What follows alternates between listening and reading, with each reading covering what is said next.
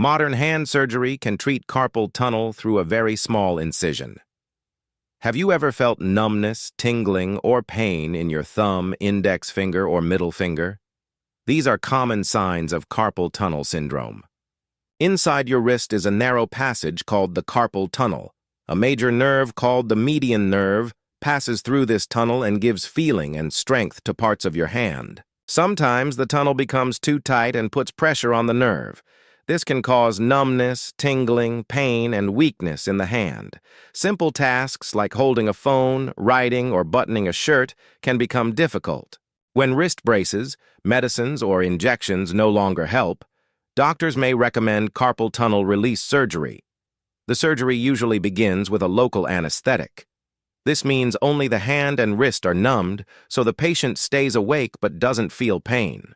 The surgeon makes a small cut in the palm near the wrist. Through this small opening, the surgeon carefully reaches a strong band of tissue called the transverse carpal ligament. This ligament forms the roof of the carpal tunnel. Now comes the most important step. The surgeon carefully cuts this tight ligament. As soon as the ligament is released, the tunnel becomes wider, giving the median nerve more room.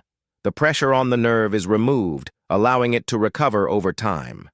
The surgeon then checks that the nerve is free and that nothing is pressing on it. Once everything looks good, the small incision is closed with a few stitches and a light bandage is placed over the wrist. The entire procedure usually takes only 15 to 30 minutes, and most patients go home the same day. After surgery, patients are encouraged to gently move their fingers to keep them from becoming stiff.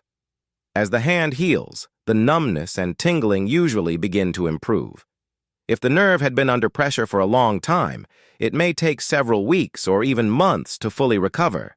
With just a small incision, carpal tunnel release surgery can remove pressure from the nerve, restore normal hand function, and help patients get back to their daily lives with greater comfort.